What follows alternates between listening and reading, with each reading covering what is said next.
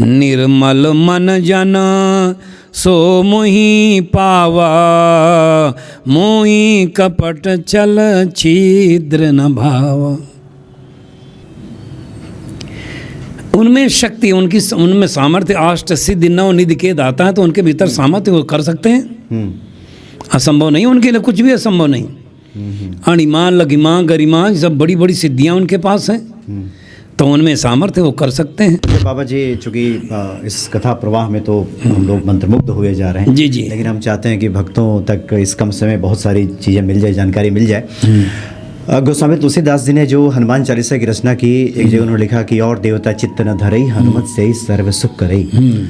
और दूसरी एक पंक्ति है कि तुम्हारे भजन राम को पावे, जन्म जन्म के दुख बिसरावे।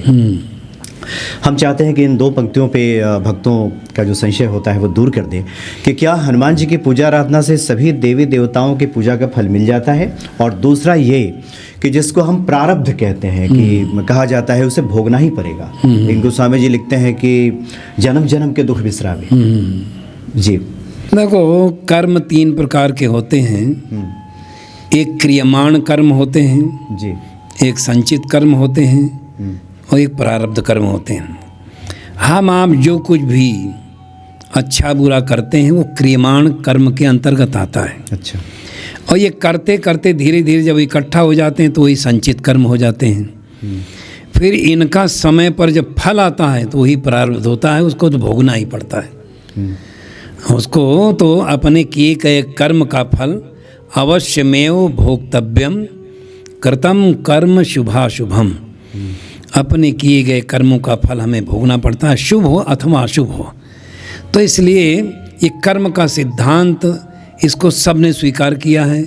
और गीता में भी भगवान यही कहते हैं, कर्मण्येवाधिकारस्ते माँ फलेषु कदाचन, माँ कर्म फल हेतुर्भु माते संगोस्तु कर्मणि।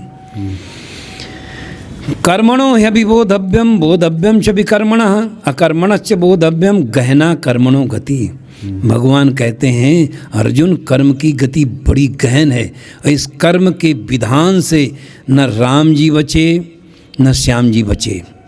गुरु वशिष्ठ से पंडित ज्ञानी शोध के लगन धरी, लेकिन हुआ क्या क्या, सीता हरण मरण दशरथ को, वन में विपत्ति परी, लेकिन कर्म गति टारे नाई टरी।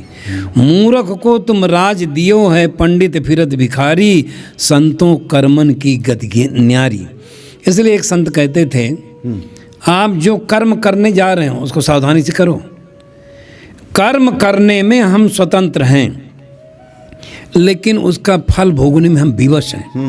वो तो फिर उसको अवश्य में भोक्तव्यम की बात आ गई जी, उसको हमें आपको भोगना ही पड़ेगा। इसलिए हम प्रयास करें कि हमारे द्वारा मन से, वचन से, कर्म से अगर किसी को दुख मिलता है तो हमने दुख का बीजारोपण कर दिया। सुख देंगे हमें सुख मिलेगा, दुख देंगे दुख मिलेगा, और कई गुना मिलेगा। ये प्रकृति का सिद्धांत है। अगर हमने किसी के मन में आ जाए कि हम किसी का अहित करेंगे तो आप करिए, शक्ति आपको प्राप्त है। लेकिन जिसका हमने अहित करने का सोचा है उसका होगा कम, करने वाले का ज़्यादा। वो इसलिए कि जो कर्म होता है वो प्रकृति में होता है, और प्रकृति की विशेषता वो हजम नहीं करती, वो कई गुना लौटा देती है। अच्छा बाबा जी, बीच में थोड़ा रोकेंगे आपको, क्योंकि ये कर्म का जो सिद्धांत है ये इसमें अवश्य में वो भोगना पड़ता है जीव को। लेकिन कई बार भक्त जब श्री रामचरितमानस का पाठ करते हैं, हनुमान चालीसा का पाठ करते हैं कि सन्मुख होई जीव महि जबहि, जन्म कोटि अगनासई तबहि, प्रभु श्री राम जी का वचन। जी जी। तो जीव अगर सुधर जाए, जिसको गोस्वामी जी कहते हैं कि अब लौ नसानी अब ना नसाई हो, तो क्या हनुमान जी को ये विशेषाधिकार प्राप्त है या राम को कि हम माफ करते हैं? उनमें शक्ति, उनमें सामर्थ्य, अष्ट सिद्धि नव निधि के दाता है, तो उनके भीतर सामर्थ्य वो कर सकते हैं। असंभव नहीं, उनके लिए कुछ भी असंभव नहीं। अणिमा लघिमा गरिमा सब बड़ी बड़ी सिद्धियां उनके पास हैं, तो उनमें सामर्थ्य वो कर सकते हैं। जी, हम चाहते हैं कि भक्तों के मन में बहुत सारे ऐसे भक्त हैं जो पुराने प्रारब्ध को लेकर के भयभीत रहते हैं, लेकिन वर्तमान का कर्म उनका अगर सुधर गया है और ईश्वर के शरणागत है, इसलिए हम चाहते हैं कि आप अपने अनुभव से, और जो वे चीज़ें हैं कि जो हनुमान जी के शरण में है, जो भगवान शिव के शरण में है, तो जो भवितव्य है वो मिट जाता है। देखिए, वो तभी मिट सकता है जब समर्पण पूर्ण होता है। अच्छा। आधे अधूरा समर्पण नहीं, फिर उसकी देखभाल, उसकी सुरक्षा, उसके लिए भगवान स्वयं गीता में कहते हैं, अनन्यास चिंतयन्तो माम ये जना पर्युपासते तेषाम नित्याभियुक्तानाम योगक्षेमम वहाम्यहम्। जो सच्चे हृदय से परमात्मा का भक्त हो जाता है, चराचर जगत उसकी सेवा में लग जाता है। इसको हमने अपनी आंखों से देखा है। अच्छा जी।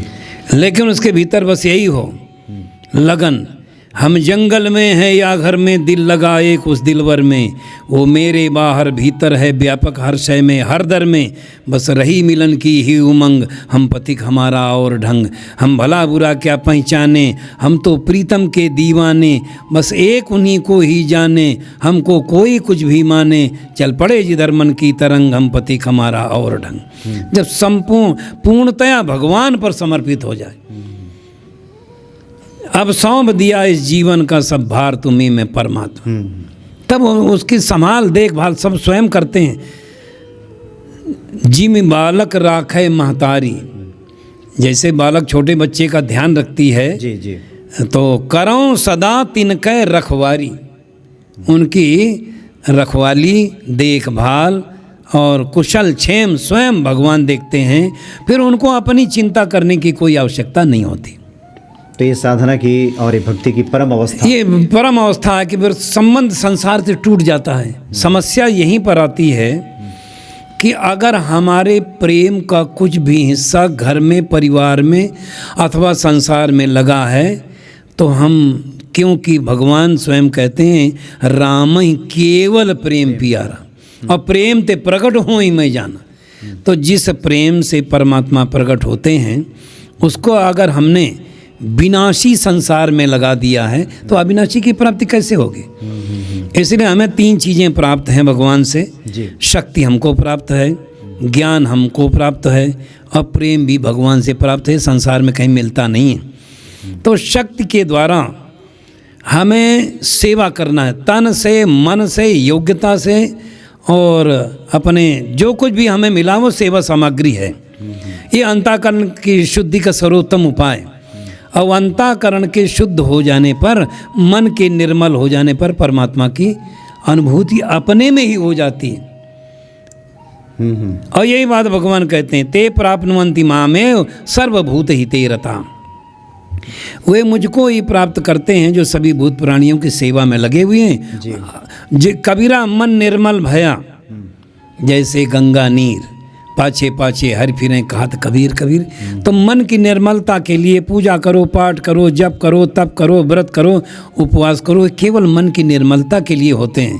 निर्मल मन जन सो मोहि पावा, मोहि कपट चल छिद्र न भावा। इसलिए मन को निर्मल बनाना बहुत बड़ी बात है।